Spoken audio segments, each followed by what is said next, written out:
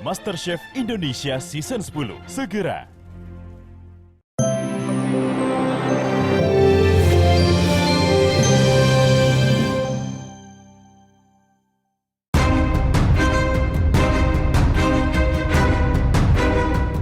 Pemirsa, aksi Marcel Radival alias si pesulap merah yang terus membongkar penipuan yang berkedok praktek perdukunan dan pengobatan yang marak di masyarakat membuat dirinya ramai disomasi dan dilaporkan ke polisi oleh berbagai pihak.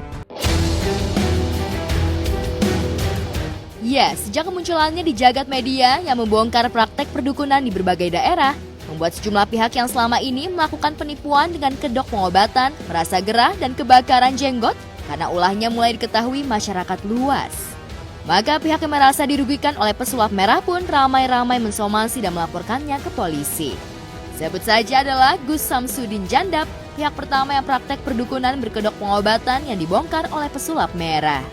Selain itu juga ada Rara si pawang hujan, dan yang terakhir ada praktisi Debus Indonesia. Lantas apa tanggapan Marcel Radival atas banyaknya pihak yang mensomasi dirinya itu?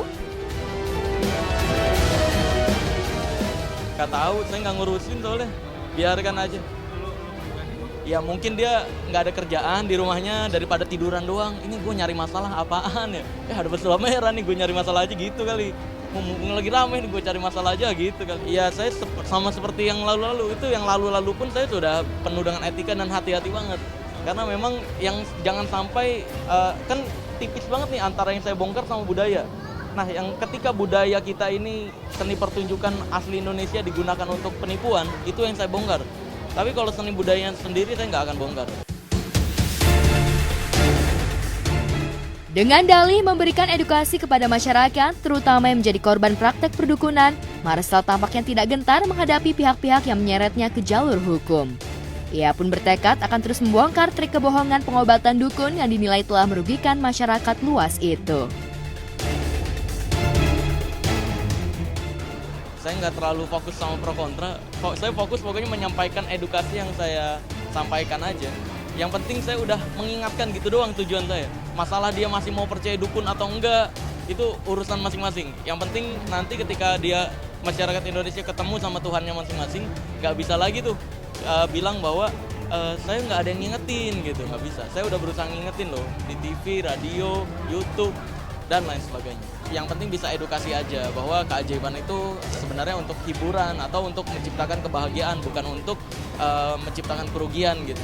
Agar ketika masyarakat Indonesia melihat sebuah keajaiban, ini nggak jadi hal yang aneh lagi, tapi ini bisa jadi hal yang biasa dan menganggap hal tersebut jadi hiburan gitu. Mau dong, iya dong, kirimin dong.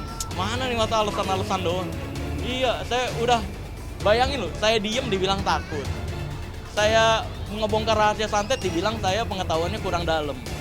Saya tantangin, ya udah kalau emang ada santet yang pakai goib, santet dong, kirimin benda apa kayak kulkas ke perut gitu kan. Iya, malah saya dibilangnya sombong. Ya emang nggak ada pengiriman begitu. Jadi kalau emang ada buktiin. Akibat dari aksi Marcel tersebut, banyak pihak yang selama ini melakukan praktek perdukunan sepi job lantaran pesulap merah membuat konten yang membongkar trik dukun yang berdalih menolong pasien. Menghadapi sejumlah pihak yang akan menyeret pesulap merah ke jalur hukum, tidak sedikit pula pihak yang membela aksi pesulap merah tersebut. Ya banyak job mah dari sebelum viral juga banyak sih. Iya, masalahnya gitu sih. Ya yang kan kalau yang ketika saya viral jadi ada job kan yang perdukunan itu kan. Ya bikin fitnah lah, bikin somasi ya kan, biar diliput.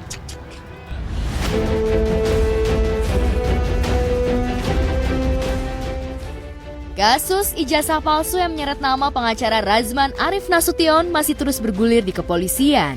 Kasus tersebut kini naik dari tingkat penyelidikan ke tingkat penyidikan di Polda Metro Jaya. Kasus pemalsuan ijazah palsu yang diduga dilakukan pengacara Medina Zain itu pertama kali diunggah oleh setru Razman, Hotman Paris Hutapea. Kabar pemalsuan ijazah Razman seperti yang dituduhkan Hotman Paris pun menjadi hangat perbincangan publik. Merasa boroknya diketahui seterunya membuat perseteruan keduanya terus memanas.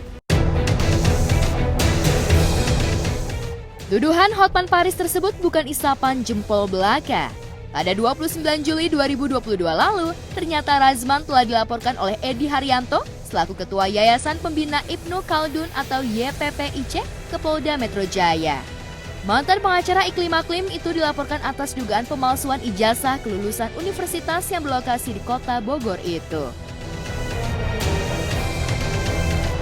Jadi kalau ijazah dari Universitas Ibnu Khaldun itu menggunakan hologram dan dicetak itu di Peruri. Jadi bukan ijazah kertas biasa, tetapi kita menggunakan kertasnya kertas berharga.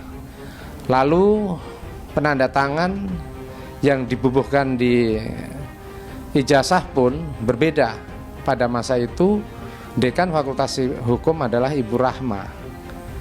Kalau dari yang dimiliki Pak Rasman, kami lihat bukan Ibu Rahma. Jangan lupa ini Dr. Hokman Paris, cum laude, 36 tahun pengalaman. Jadi untuk musuh-musuhku, pada waktunya akan saya hadapi kau. Laporan yang dibuat Edi Haryanto bukan tanpa dasar. Pihak Universitas Ibnu Khaldun Bogor meradang karena jika ditarik ke belakang, pihak universitas tempat yang diklaim Razman sebagai tempat menimba ilmu merasa tak pernah menerima Razman sebagai mahasiswa, apalagi mengeluarkan ijazah sarjana hukum atas nama Razman Arif Nasution. Keberatannya adalah yang pertama, nama baik ataupun nama besar Universitas Ibnu Khaldun yang sudah berusia 65 tahun, sudah menghasilkan begitu banyak orang-orang hebat yang pada saat ini pun sebagian masih eksis di pemerintahan. Dengan adanya ijazah yang diterbitkan oleh UIC, kemudian digunakan oleh seseorang yang mohon maaf agak kontroversial, tentu ini merupakan presiden yang tidak baik. Kalau di sini tidak pernah sama sekali. Saya berani menyatakan itu karena memang tidak pernah, bahkan mendaftar di sini juga tidak.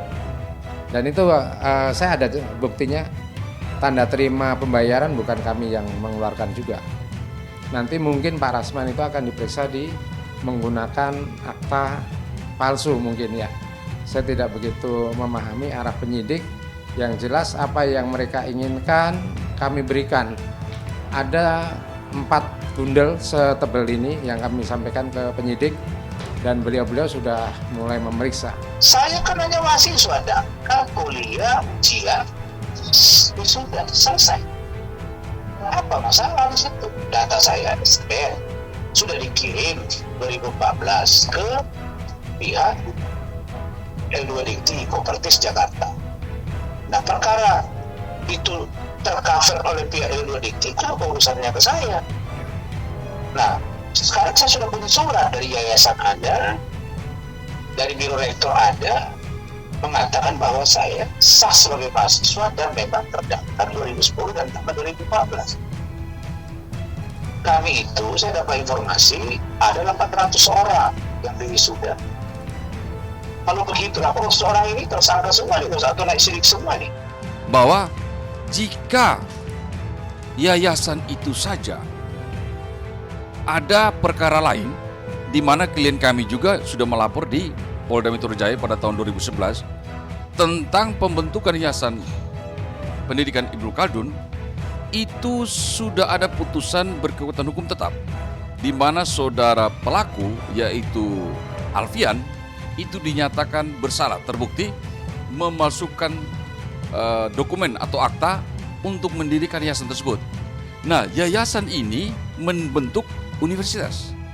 Lah sekarang kalau yayasan saja sudah dibentuk dengan akta palsu, bentuk lagi universitas, berarti kan tidak sah juga. Produk dari universitas tersebut adalah ijazah, ya tidak sah juga. Karena lembaganya sendiri sudah dinyatakan dibentuk dengan akta palsu dan sudah ada keputusan hukum. Yang menarik dari data yang terungkap, ijazah S1 Razman dikeluarkan tahun 2022, sementara ia sudah malang melintang sebagai lawyer sejak awal 2000-an. Kendati terbilang baru, namun hanya dalam hitungan tahun saja karirnya semakin moncer sejak ia menangani beberapa kasus-kasus politik dan selebritas tanah air. Hal itulah yang semakin melambungkan namanya di jajaran dunia advokat tanah air. Dalam hal ini sekali lagi saya sampaikan toleransi antara ijazah palsu dengan gugatan perbuatan melawan hukum itu sangat tidak relevan. Toleransinya kalau tentang ijazah palsu, yang menyatakan palsu tidak palsunya itu pengadilan. Nggak ada kapasitas mereka menyatakan dokumen rasman palsu. Ingat, siapapun menyatakan ijazah palsu, advokatnya palsu, nggak ada kapasitasnya semua itu, karena dapat dibuktikan di pengadilan.